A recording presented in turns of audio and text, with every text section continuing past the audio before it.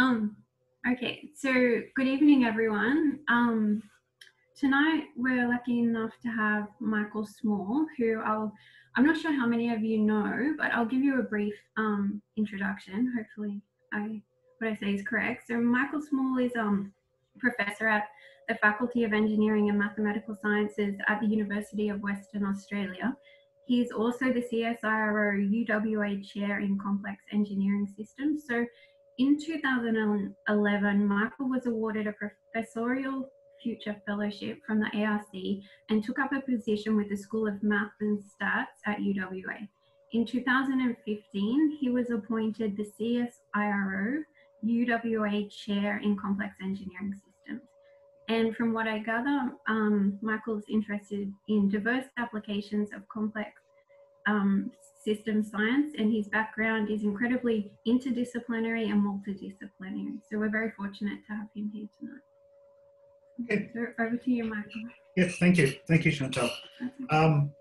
So yeah, Chantal mentioned the CSIRO connection in there. So what that means is I spend a fair amount of my time in the Mineral Resources Unit at CSIRO looking at problems related to digging stuff out of the ground, processing it and shipping it off overseas.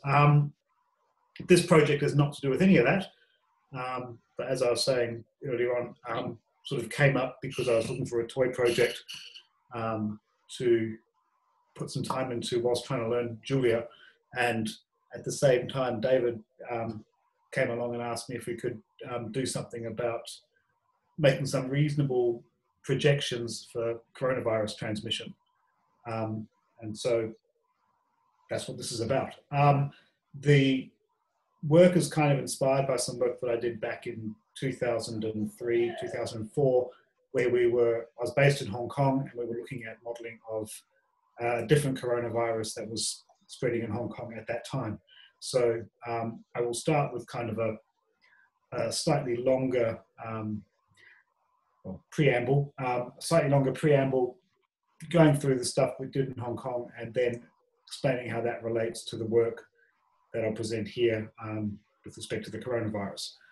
The modeling work that I'm doing is essentially agent-based models on a network. So the network is a model of the transmission between agents, and the agents have states, and those states are the usual suspects: susceptible, exposed, infected, and removed. But before I get onto that, this slide is mainly just an excuse so I can show you a picture of the Broad Street Pump and the John Snow pub behind it, which of course, I guess many of those in this audience would know. This was in London in the 19th century. It was a cholera outbreak, and a epidemiologist at the time by the name of John Snow, who had nothing to do with dragons or wolves or anything like that. He was interested in trying to trace the source of the cholera. At the time, it wasn't clear that it was coming from water, but he drew a map, which I'll show you in a minute, of the locations of the cholera and thereby deduced the source of it. But we're all familiar with these kind of standard compartmental models of disease transmission. So here I'm just showing the SIR model: susceptibles, infected, and removed. You have a rate at which the susceptibles become infectious. The important thing to note here is this is a product of the number or the fraction of susceptibles and the fraction of infecteds. That causes increase in the infected population. The infected population decreases proportional to the size to the removed population. So that gets the now famous exponential growth and flattening of a curve once the disease reaches saturation, or the ratio of the rate of acquisition to the rate of removal decreases sufficiently. That's fine for a disease where you have homogeneous mixing. So the main assumption that's driving this model, this RSI, says that all the susceptibles are in contact with all the infecteds, and there's some rate of uptake of infection which is proportional to that product. Right. So that works if everyone's running around in contact with everyone else, there's a fairly large portion of people in the population that have the disease, and the disease will spread and grow exponentially.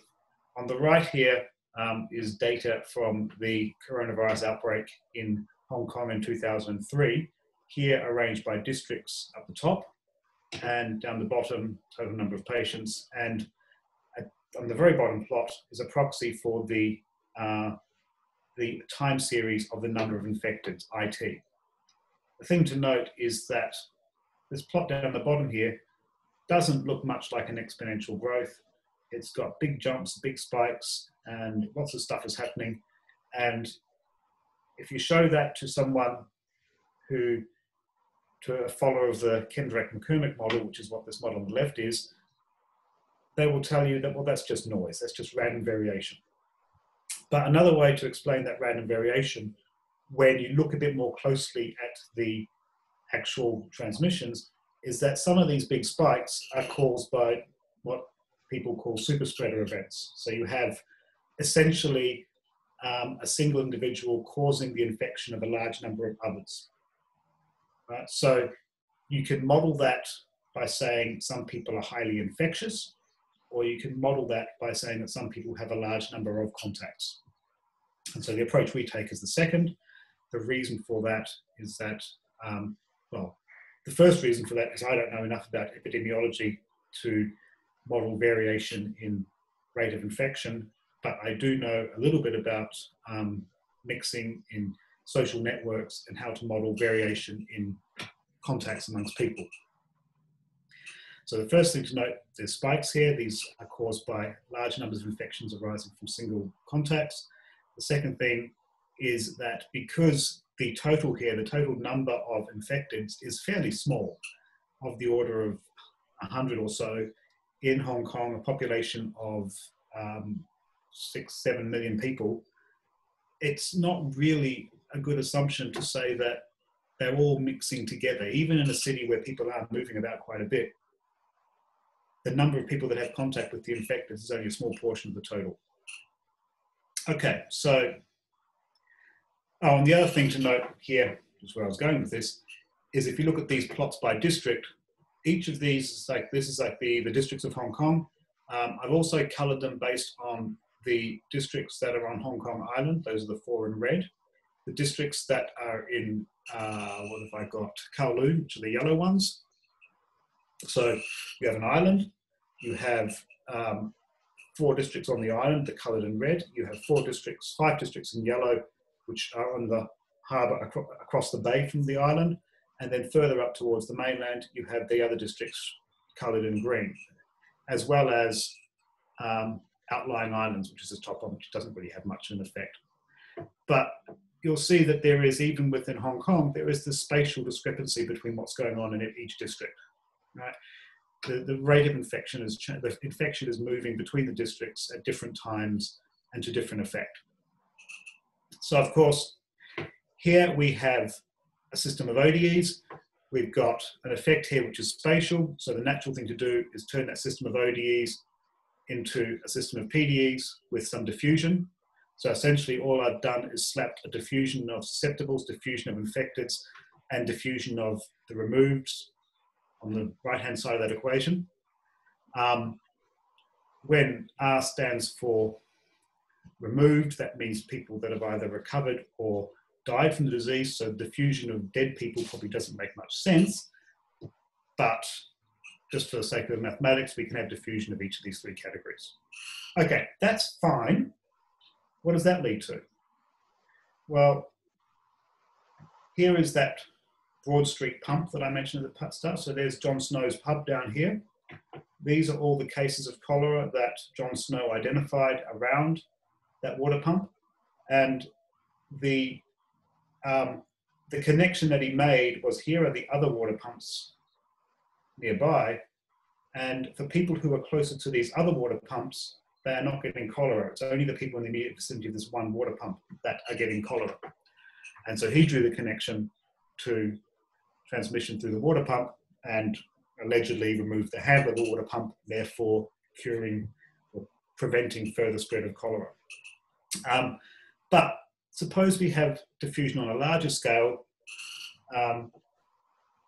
we can go back to a classic example on the left here. This is from J.D. Murray's Green Mathematical Biology book, which I guess many of you know. In this, he took different differential equations with diffusion, essentially the same equations I just showed you, and applied it to model spread of bubonic plague. So this is, if you can see this clearly, it's starting in 1347 with the bottom contour here.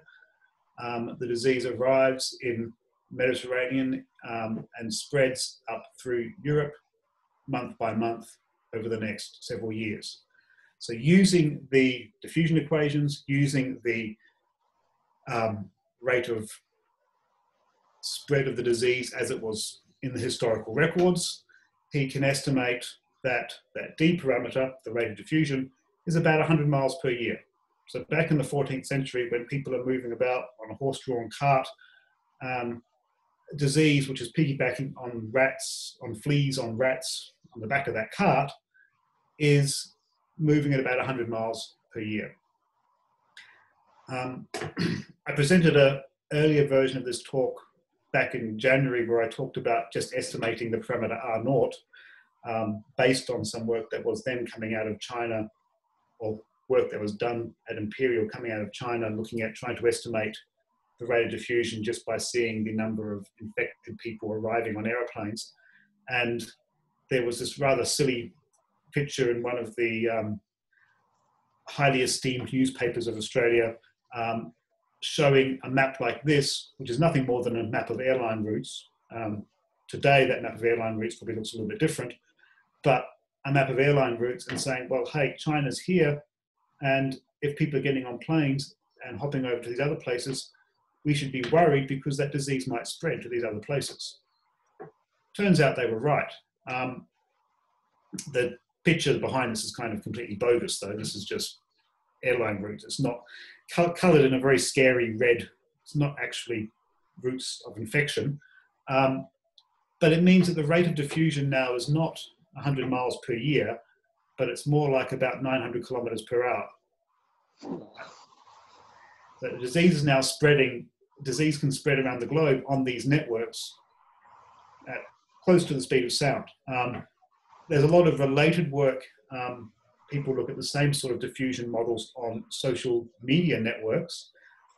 So electronic networks, Twitter, Facebook, Instagram, TikTok, whatever it is that the kids are doing nowadays. And there, the diffusion is closer to the speed of light, right? It's moving at the speed that electrons can transmit information from Australia to anywhere else on the planet. So the idea that we want to treat the transmission of a disease simply as diffusion in the sense of what Murray is showing here is a little bit inappropriate when people are moving about quite so much as they are nowadays.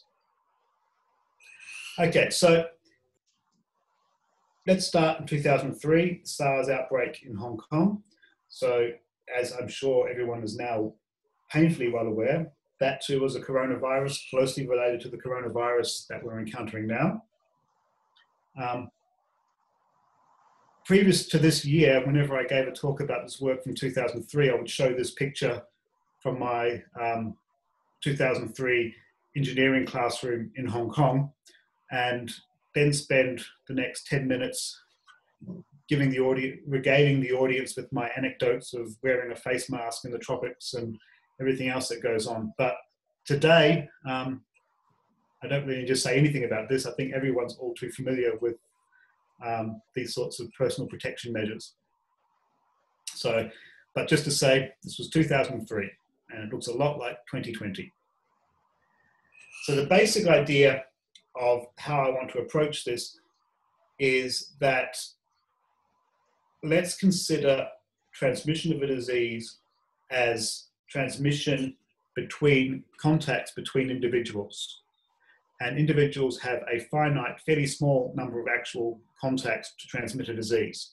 So it's not this uniform soup of individuals that are mixing up and all the S's and I's are just bumping into each other, but rather each person has only got some fixed contacts and only transmits the disease along those fixed contacts. Okay, there will still be a transmission rate, there'll still be a recovery rate, but we are just going to treat transmission along those contacts. This is actually not a disease transmission network. This is actually a network of co-publication of mathematicians in Australia. So Cecilia is probably one of these hub nodes here with lots of connections coming off it. Everyone else is probably on this graph somewhere, and the connections are not people who you are infecting. Well, maybe you're infecting them with your brilliant ideas, but they're co-publication. But the point is only that a lot of the contacts that we would have under normal circumstances can be modeled as social contacts. We contact people in reality through social contacts, and the structure that generates those social contacts looks exactly like, statistically, the type of structure you get from things like co-publication. Okay, so the key idea is a contact network. There's some network of there's an adjacency matrix which dictates who's in contact with whom. So we model, this is again just for SARS in 2003. We have a susceptible pool, exposed, infected, removed. The way that I constructed the model back then was there were two different rates of infection, depending on whether we had contact on a kind of local level or contact on a long remote level. So the network that I'm constructing of contacts contains two components. On the one hand, it's like a lattice. This figure down the bottom left-hand corner here, it's a 2D lattice with periodic boundary conditions. So everyone is connected to their immediate neighbors, north, south, and east, and west. And this is supposed to model just contact within the family unit, contact to people who live in the apartment next door to you, just the sort of contacts you have from your domicile. Right? So if everyone just stays at home, no one goes out, then that's the only transmission route you have, just from domicile to domicile. Of course, people do go out, they don't all just sit at home, and so you have these long-range connections. So everyone that's living in Sha Tin, they will travel to Kowloon for work, and they will contact with people in Kowloon who maybe have travelled from Kwangtung, from some other district. So you have these long-range connections through travel, and these are essentially random. These are the mixing components. You have the short-range connections, which is the spatial diffusion. Now, the idea behind this model, as applied for SARS in 2003, is that this allowed for both a kind of diffusion in a local area, because many of the outbreaks that we were seeing were tied to a particular location. Hong Kong's full of high-rise buildings, and you would get the person in apartment 7C get infected. The next day, the person in apartment 8C would get infected, and then 9C, and then 10C. Right? So there's this diffusion within buildings, between buildings, within housing estates. But you also saw these bursts of super spreaders. That was what I was alluding to. If I go back just quickly, apologies for flicking, to this figure with these big spikes where you get big bursts of infection. And this is because someone not only is diffusing the disease locally, but someone like this green node here has a lot of long-range connections. Right? And so to model the super spreader event in SARS in Hong Kong, we generated a degree distribution which matched what the literature told us about social contacts. That is a power law distribution for a scale-free network. And the nodes in the tail of that distribution have a large number of connections and spread the disease quite widely. Okay, so that's the general idea behind the old model. And here's just some simple cartoons of applying that model. If we switch off the long-range connection, so we've just got local diffusion, of course, it's just a single blob going over time. Black here is removed, red is exposed, and blue is blue is exposed and red is infected. Not that it matters. And then as you switch up the amount of non-local connection, you get these different clusters, which actually looks a lot like the real situation in Hong Kong at the time. You would get these clusters in different locations. Keep switching it up even more until you've only got long-range connection, and then you've got essentially homogeneous mixing, and you're back with the differential equations that we started with. All right, so we're switching from a model where it's purely diffusion down to a model where it's purely mixing and exponential growth. Okay, so that did quite well for modeling SARS in 2003. Qualitatively, it captured everything we wanted to capture. I'm not going to show any of the actual data because I want to show the data for the current outbreak instead. But the one thing that we didn't have at that time when we were working on this was actual direct evidence of a disease spreading on a contact network which had a long tail in the degree distribution. Okay, so let me unpack all of that. Here I'm saying that the superspreader events come from individual nodes with a large number of connections. We model that large number of connections with a power law in the degree distribution, right? So the probability of a node having any large finite number is greater than 0. So you get nodes with very large degree in the model. We didn't have any direct evidences of this in real systems until along came another disease, also in Hong Kong, the bird flu avian influenza outbreak a couple of years later, and there we had access to data of in animals of cases of bird flu, and transmission between them could be inferred by whether or not the cases were detected within a distance from which the birds could move. Right, so a bird gets infected, it's going to die in a couple of days. It can only go so far before it dies.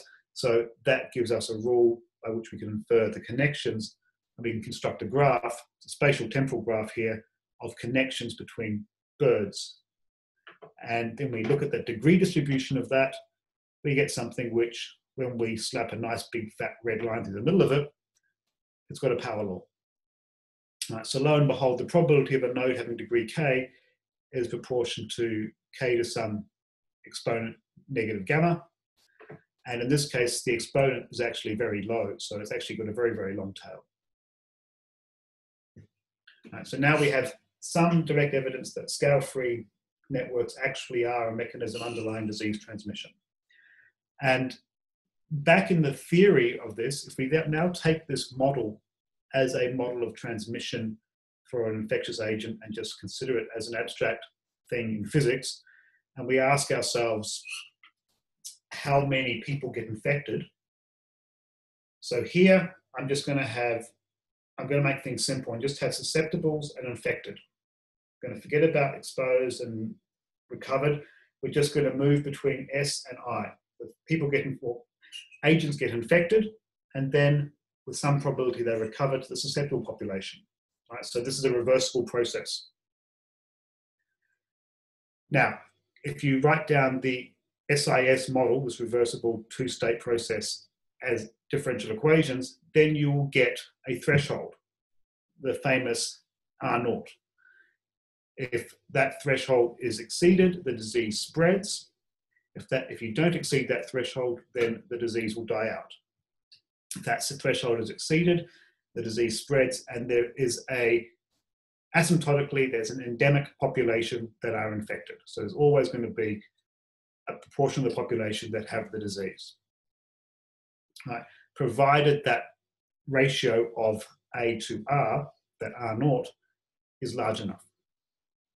However, if we do the same thing for a network, then the equations change. The equations now become like this equation dik dt here. So the equation is now an equation for the number of infected nodes of degree k. So rather than having one equation for S and one equation for I, I've now got infinitely many equations. So the Sk is just 1 minus Ik, so the two equations are just one equation really. But I've now got one of them for k equals 1, k equals 2, for every value of k, because the nodes' degrees don't change. Right? So we need to consider the populations of each degree separately. And the reason we need to do that is because nodes with different degrees have different number of contacts. If I have a different number of contacts, I've got a different increasing probability of getting infected. Right? If I've only got one contact, k equals 1, then that's my one shot at getting infected. If I've got 100 contacts, then there's 100 chances that I get infected.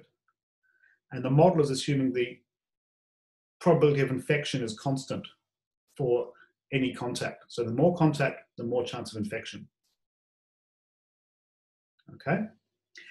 So that's the basic idea here.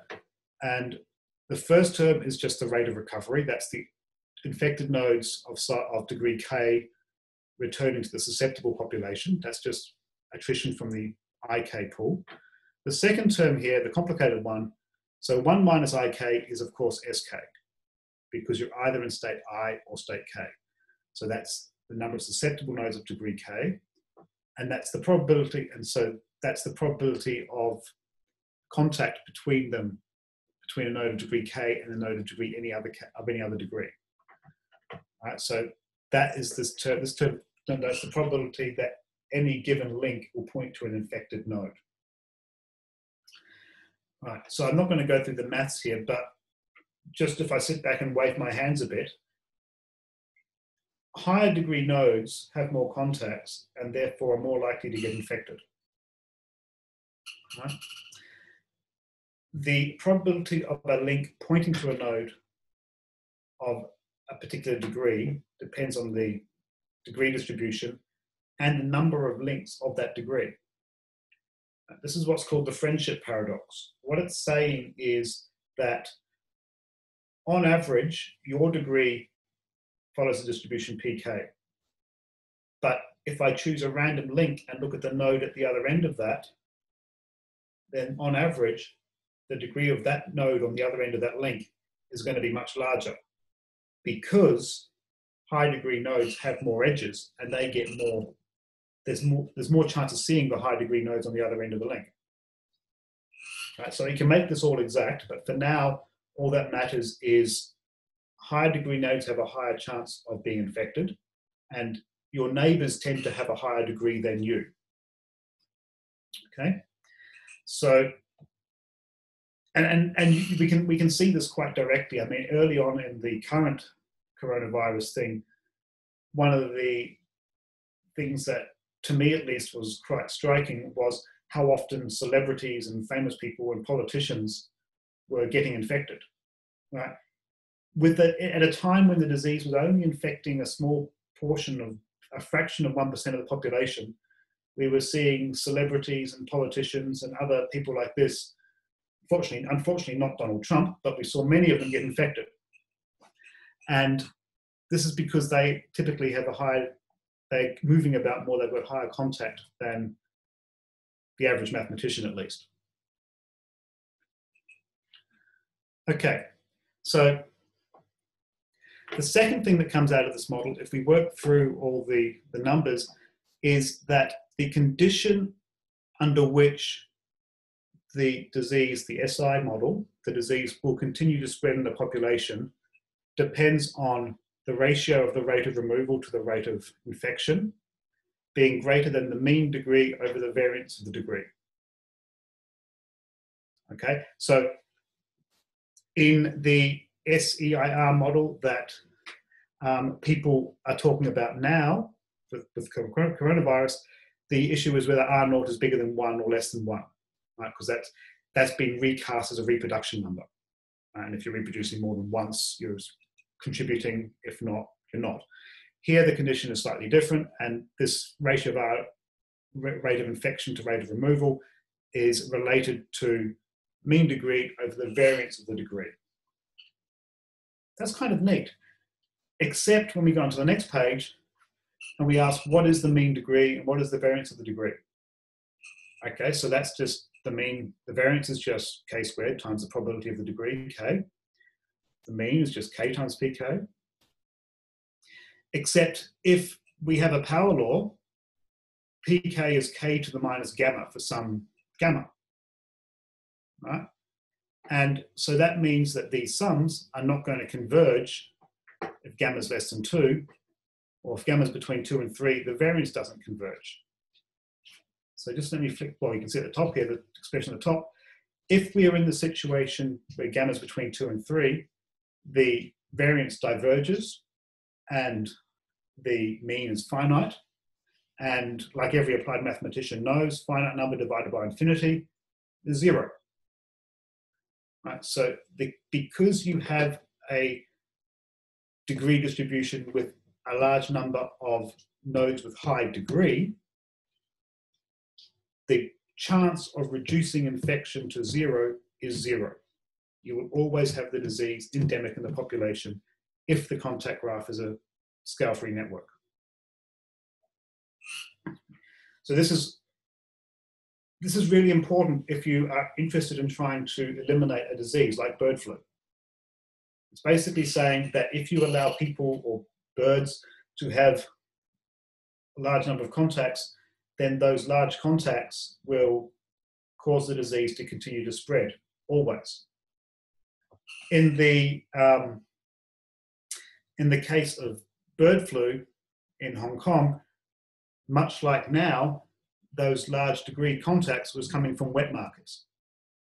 In Hong Kong, it's mainly about chickens and not bats and pangolins and whatever else, but you have wet markets where live chickens are stored for slaughter and sale, and you have a large number of animals coming together in very close quarters from all over the place.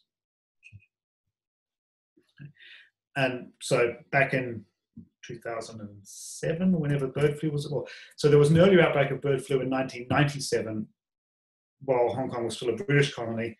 And even back then, they realized that this wasn't the issue, and they went and killed all the chickens and eliminated the spread of bird flu by essentially doing the only thing they could do, given that this ratio was 0.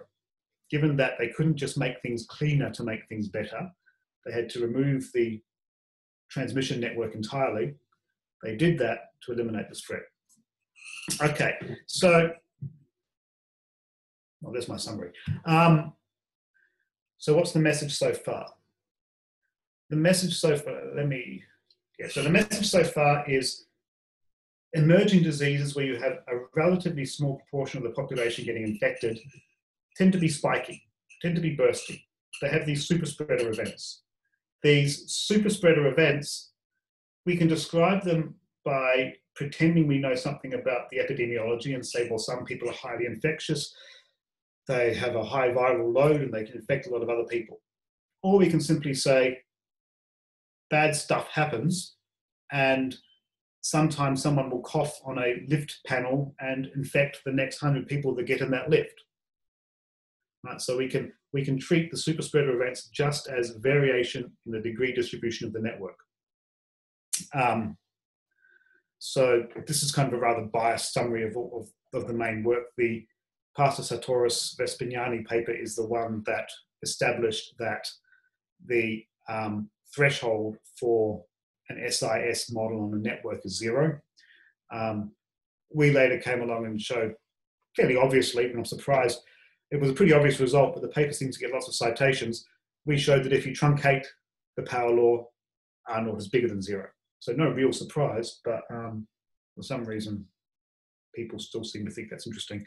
And then finally, we were able to show that you could see a power law distribution in a real system. So the kind of things that Pastor Sartoris and Vespignani are talking about in their 2001 paper can actually occur, at least in some systems, in nature. Okay, so that's kind of ancient history. Now we skip forward to 2020, and let me start by showing this picture here. Still talking about Hong Kong, the blue line is the coronavirus epidemic of 2020. The orange, I can't really tell what color Julia is calling this, but whatever color that is. The other line is the SARS outbreak of 2003 in Hong Kong. Both time series start on January 21. January 21 of 2003, January 21 of 2020. The vertical axis is the same in both plots, it's the number of cases. And so, at least in Hong Kong, we're kind of seeing a replay of what we saw 17 years ago.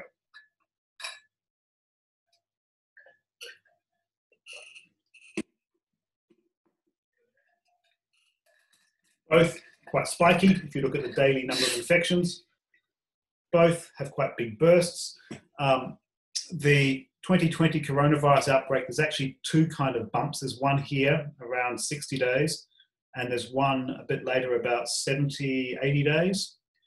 And I'm talking to some people in Hong Kong, and I understand that the reason for this is all Boris Johnson's fault, because back here at this stage, he was trying to establish herd immunity by getting everyone infected. And so all the Hong Kong students in Britain came back and caused this kind of second wave of infection in the city. Okay, so how are we going to go about modelling SARS in 2020 or coronavirus in 2020? The other key lesson that I'm adapting from what I've talked about so far from the 2003 outbreak is the idea that we can think about transmission both locally on a lattice, transmission to your neighbours, and transmission more globally due to kind of general mixing. Except now these two states are not caused just by different social structures. We're all sitting in our homes having no contact with anyone but our immediate family and the checkout person at the supermarket. We effectively created our own little lattices. The lattice that we are constraining ourselves on is due to what is called social isolation, but rather than say physical isolation. It's due to the actual physical isolation that we're enforcing on ourselves. Okay, so we have an SEIR model: susceptible, exposed, infected, removed. Just for completeness, we are all susceptible. Once someone has been in contact with an infected individual, they become exposed. So exposed means that they're infected but not infectious. That will occur with probability P if the corresponding edge on the adjacency matrix is 1. Right? So we have a graph defined by an adjacency matrix, that's A, and we have edges on that graph defining whether node I and node J are connected. Either 1 or 0, 1 if there's a connection between the two nodes, 0 otherwise. Exposed nodes become infected just with some rate parameter Q. Right? This is just modeling the latency period in the epidemic. And infected nodes become removed with some other rate R. The beauty of this, okay, we've got the same three parameters P, Q, and R that everyone's trying to deal with. Q is the latency period of the disease, so that's not too difficult to estimate. P and R are more problematic. More realistic models are going to have values of P and R stratified via age, via health, underlying health conditions, via all sorts of things. We're just going to have one number P and one number R. We're going to rely on the heterogeneity of the contact pattern to give us the variation we need to model a large population. Okay, and we're going to assume that everyone from that population is connected. So we're now thinking that population is a single city, or in our current climate, current regime, a single state where the borders exterior to that state are closed. We could model this as well with additional forcing, bringing in more people as we entertain cruise ships. But for now, and for the model that I'm describing here, that's additional complication, which I don't want to muddy the dynamics of the model. And all we're going to do is change the contact pattern. We're going to start by assuming that there's a scale-free network. So this is the normal model of social contact. Some nodes, some individuals have a very high degree, some have a lower degree. We're going to construct this in a very ad hoc way, but we're going to construct it with a fixed number of edges. Or we're going to construct a lattice with the same number of edges. Now, the lattice is a 2D lattice periodic boundary condition, so it's exactly the net on a torus that I showed you at the beginning. But then we're going to modify that and create a small world graph by taking that 2D lattice and rewiring the edges with some probability S. So I've got a 2D lattice, and every single edge in that, I've got some small probability S that I will cut that edge and instead put that edge somewhere else. Or rather, better say, I will take that edge, disconnect one of the nodes to it, and instead connect that edge to some other random node.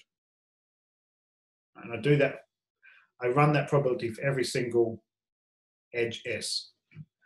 And that probability S is quite small, but so most of the contacts are still in a lattice, but some of them are long-range connections with some, and those long-range connections are enough to make the contact distance between individuals very small, creates mixing, does all those things. It also is a neat way of modeling partial social isolation. If I've got a probability S of not being connected to my neighbors, and then that's saying that the probability S is a probability that I have contact with someone from some other part of the network. So that's the probability, or rather, that's the edge probability, but I can use that to infer the probability of a given node not obeying social isolation and having contact with people outside of their immediate domicile environment. Right, so that number S can be mapped directly to asking about 80% social isolation versus 70% versus 60%. Just for completeness, if I take that S to 1, so that every single edge is rewired at random, then I've got essentially an Erdos-Rene random graph. Right. Now,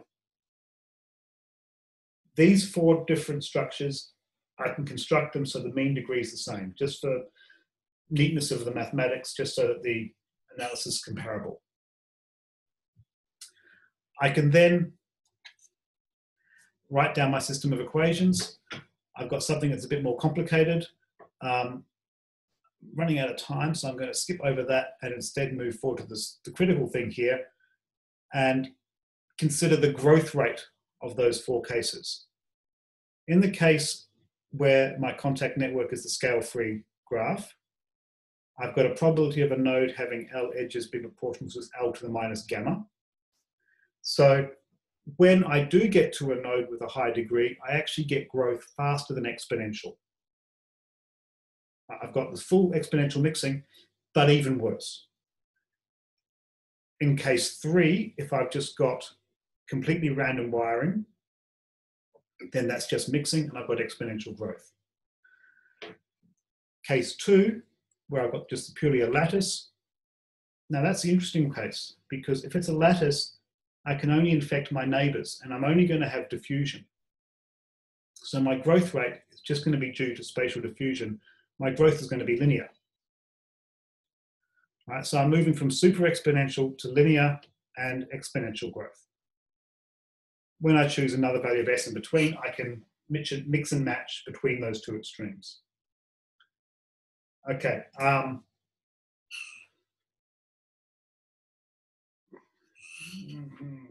Yeah, I'll skip over this because this is just explaining in detail exactly what I just said on the previous slide. I'll instead go on to the pictures because the pictures are interesting. If you want me to explain and justify these 4 statements, I can do that at the end. But for now, let me move forward to the pictures. This is obviously for Perth because that's the place that's of most interest to me. And we can start with the black mean and 90% confidence interval here, I think, is just spread on a scale-free network. So that's super exponential. Right? So you're seeing this very rapid jump, daily infections, total infections. The other curves, what I'm doing is I'm switching on control measures about here. Right? So, sorry, that's not true. I'm switching on control measures here. So I run the disease on the network just with the scale-free network, just with the exponential growth. And then I either let it continue growing exponentially, or I inflict some level of social distancing. That is, some portion of nodes are only contacting neighbors on the lattice graph. And that's controlled by that parameter S, which I've labeled P here for some strange reason. But so very small probability of switching, and this corresponds to of the range, this is 95, no, this is 95, 90, and 80% social isolating. But it doesn't really matter terribly much, because what you see is all these curves basically do the same thing, and the error bars of them are overlapping quite a lot. So it's not the nuance on exactly what proportion of social isolation you need, it's the fact that the majority of people are doing it is enough to turn the spread from being exponential to being linear, and in fact being controlled. Okay, that's kind of a simple caricature. How do we translate that into something for the actual, to actually, how can we do something useful with this? So this was David's question to me, essentially, is, well, so what is the useful consequences of this? What can we say that someone might want to know about? So we have to put values on P, Q, and R. The latency period, I'm saying average about 7 days. That's pretty much just a ballpark. And I'm looking at it as a switch point. So before some switch point, we are just letting the disease spread, and then at some point we implement control. There's only one switch point. So the switch point is going to have an effect on those parameters P and R, and it's also going to change the network structure. And so we run that for each of the Australian territories. We identify the switch point based on where the graph transition, with the real data transitions from exponential growth to linear growth, or less than exponential. So the red and yellow is the real data for the corresponding territory. And I've just very, very simply, I've just taken the data and I've looked for the point of inflection on the graph. So up to the point of inflection, I just run the growth model. From the point of inflection, run the control strategy. Run the control strategy with 95%, 90 or 80% isolation. And I get the envelopes, which I'm showing here. Well, in fact, there's three colors. There's a purple, there's a blue, and there's a pink, but it doesn't matter terribly much. What is interesting is that the models overestimate. We are doing better than the models would predict, even for very strong levels of social isolation.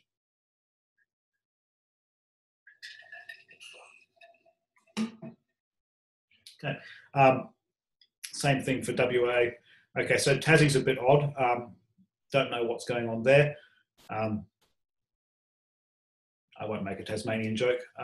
Don't know what's going on in Tasmania. The other states, pretty much the same story. We are doing better than would predict by the model. For WA, we kind of took us a little bit longer than Queensland. Queensland started to drop off pretty quickly.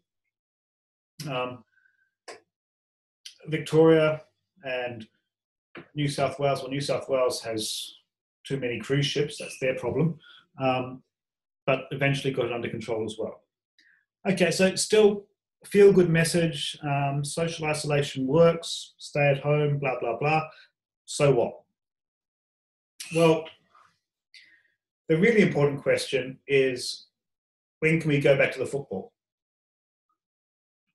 When can we pretend this is all over and resume some level of normality? Let me phrase that another way. What effect, what mitigation measures do we need to take to be able to come out of our garages and basements and go back to normality? So what I'm going to model here is different control strategies as different modifications to the network. So first of all, social isolation is what we've been talking about. So that's this lattice model with most of the nodes just spreading diffusively to their neighbors. limitation of mass gatherings. Well, that's just a power law scale-free network with some cap on the maximum degree. This is actually essentially what we did in the paper for the SAS model in 2007.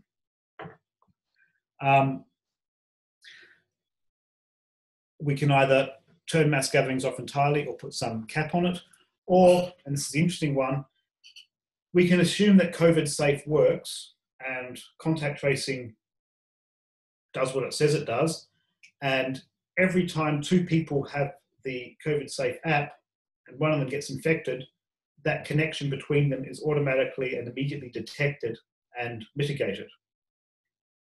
Right, so if the rate of adoption is X, then X squared, the fraction X squared of our links can be removed from the model because the COVID safe tracking app takes care of that and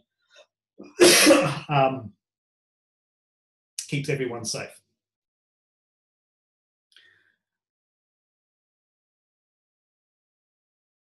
Okay, so we do all of that.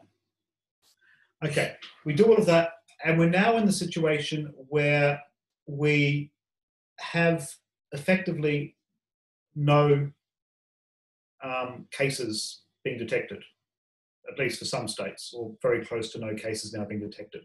So the first question I need to ask is, if I've got no cases being detected, how many cases can I expect to have? Right, so the previous models that I've got, you can actually get that directly. Run a whole bunch of simulations, construct a histogram based on a day that I detect 10 cases, new infections, how many asymptomatic infected individuals do I have in the population? I get a distribution here. Right, so when I get down to 0 new cases, my model, the experience of my model tells me that I've got between 5 and 15, maybe more than 20, still to be detected cases in the community.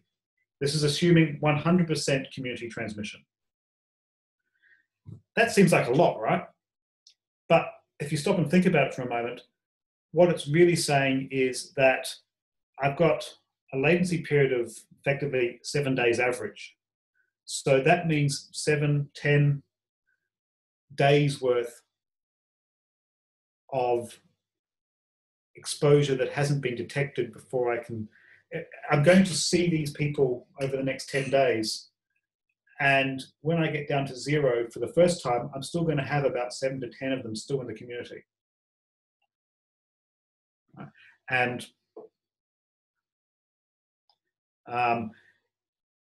yeah, and similarly, the linear growth here in the number of exposed in relation to the number of new cases, that also makes perfect sense, because that is on a given day that I'm seeing the output from the exposed state to the infected state, I've still got that 1 on Q, about 7 average, maybe 10 days worth of people still being in the pipeline. They're all the exposed cases that I'm trying to map here. But what this tells me is that it seems like a reasonable ballpark number to start with 5 to 10 exposed but undiagnosed cases in the community. And I do that, I run all those various control strategies. And so you can see, I hope no one's colorblind, because if you are, this is probably a nightmare. Even if you're not, it's probably not great. But from left to right, the first curve is if we just go back to full-on mixing, we have super spreader events. Obviously, not surprisingly at least, infections go up. The next two that are kind of purple are actually if we impose a limit of gathering size limit of 50. So 50 with the COVID safe app or without the COVID safe app, and it kind of just delays the inevitable. If we have the COVID safe app, but a very large number of people are using it, so 80%, so 0.64 of your links are being removed from the network completely immediately, and yet still you get exponential growth. If we switch off the mass gatherings entirely and we just assume an Erdos-Rene model, so you've still got, this is still exponential growth, but it's exponential growth without super spreaders. Better. And then you see if you increase application of the COVID Safe app and working from home, the curve drops and eventually drops to something which might be acceptable. So that's pretty bad news. The good news is if I change those parameters P and R a little bit, I can change the story quite a lot. So there's a combination of these control measures and increased surveillance, increased hygiene and increased control. What you see still here though is having opening up Perth Stadium, or not Perth Stadium, you're the Gabba, opening up the Gabba and letting everyone in again is probably going to be a bad idea as long as there's cases out there. However, what's hidden in this graph is way down here somewhere, it's a red line, which corresponds to the scale-free network, the full-on super spreaders, plus a very large adoption of a COVID Safe app. So the message from all of this is, if you want to go back to the football, you've got to download and install that bloody app and use it. And I think that's where I'll stop. So thank you for listening. I hope I haven't lost you. And any questions, please? Okay, so I think normally we do this clap, Michael. It's Chantel here. So I'm just going to count down and we're all going to clap for you, if you don't mind, to say thank you before we go to questions. So 3, 2, 1.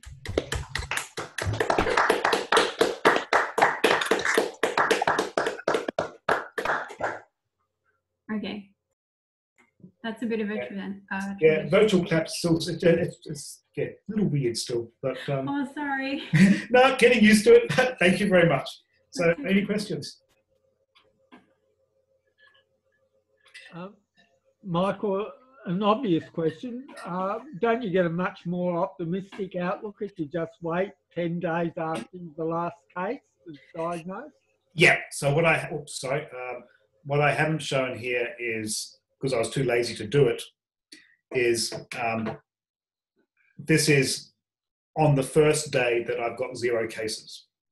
A natural extension to this would be to say, well, if I've seen 0 cases for a certain number of days, how many latent cases are there in the community? So I have the data to do that. I just haven't extracted that picture for that purpose here.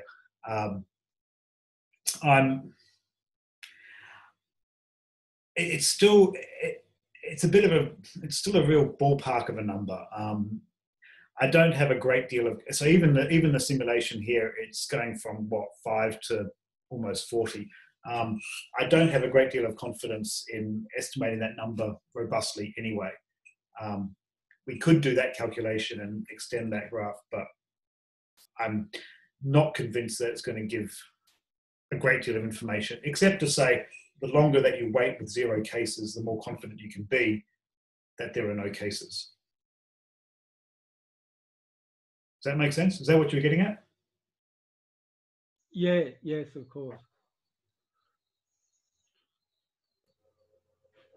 Okay. Did anyone else have any other questions? Yeah, I've got a question, Michael. Yeah. Tony Roberts from UQ. Yep. So I've got COVID here at the moment. I went out this week for the first time to get a haircut. It was quite an exciting experience.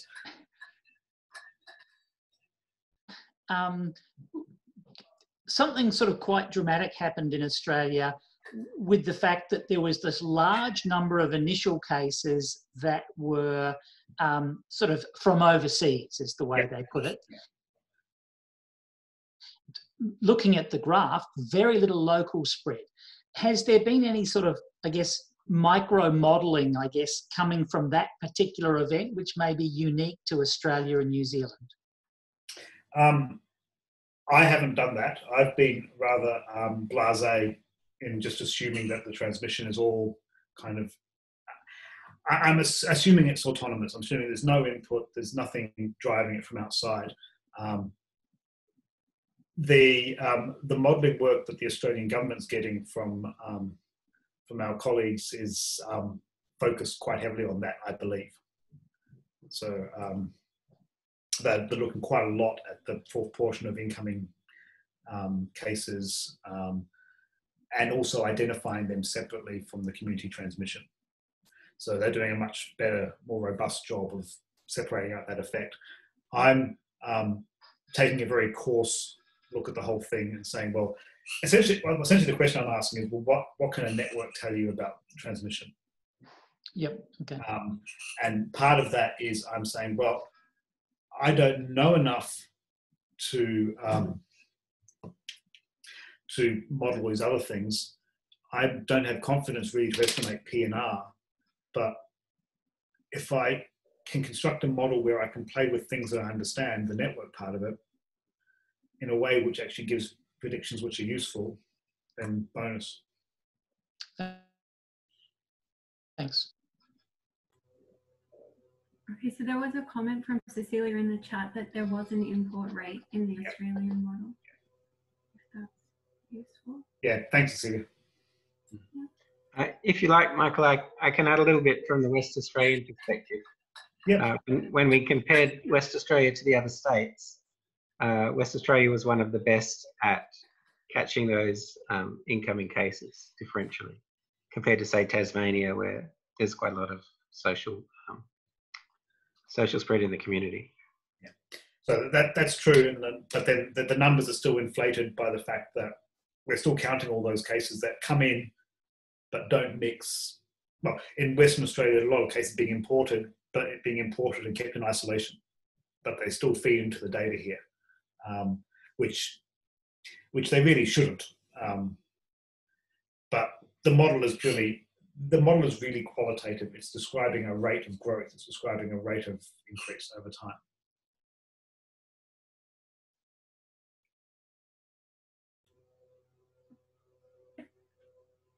Did anyone else have any further questions? Chantal, can I ask one? Yeah, no, Yoni, you can't. Of course you can. Yeah, no, we're just over time a bit, but hi, Michael. Thanks for the nice. Yeah, that's my fault. So I've heard this theory, kind of folklore, spreading around us academics, that in places where there has been a peak or we luckily didn't have one. I think it's luckily. The peak tends to be flat due to super spreaders being burned out early on. I don't know if you can say anything about that.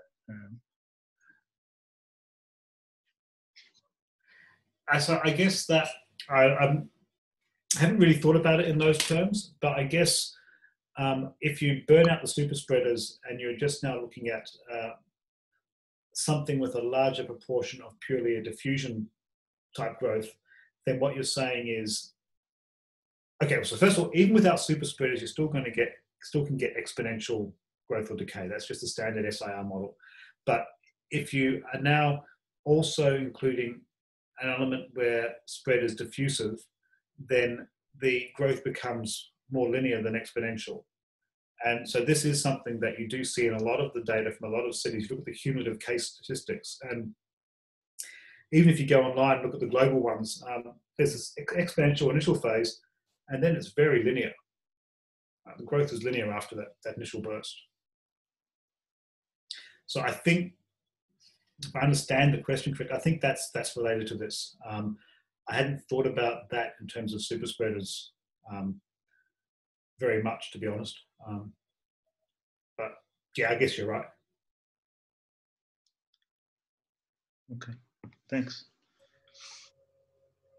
Okay, so thank you again, Michael, for a very interesting talk. There was a lot of information there. That was really good. Thank you. So we might end it there unless anyone has any really pressing questions, just because it's a bit after 9. Well, for us in Queensland. And Still got a couple of hours to go here. yeah, I know, you're fine. For me, it's like bedtime. No. So yeah, there's a lot of thank yous in the chat. I think you can see, and yeah, It was a very interesting talk. Thank you very much. And on that note, I want to let everyone know that next week we're going to have Richard Koller give a presentation. So he's a mathematician from Slovakia, and he's also advising the government there. So he'll be presenting next week, and the title of his talk will be "What the Data Tell Us and Doesn't Tell Us About the COVID-19 Pandemic." So that's also looking very interesting as well. So yeah, thank you again, Michael. That was a great talk. Thanks, Chantal, and thank you everyone for listening. That's all right. Thank you for giving us your time. And I guess we can leave it there. All right, thanks, Chantal. That's all right, Yoni. Unless people really want to keep going. No one wants to leave. Everyone's still here. Sorry. Thank you, Michael. Yeah, all right. I'm going to go get some dinner now, so I'll see you later. Yeah, thank you so much. See you. Goodbye, See you. everyone from WA. Thank you. Thank The you. paper's great as well. It wasn't Paul. The paper's going to be edited because I just got the comments, the reviewer comments back yesterday. So Okay. Thanks, Marcus. Thanks, Chantal. Thanks, John. That's all right, Joe. Thank you. That's okay.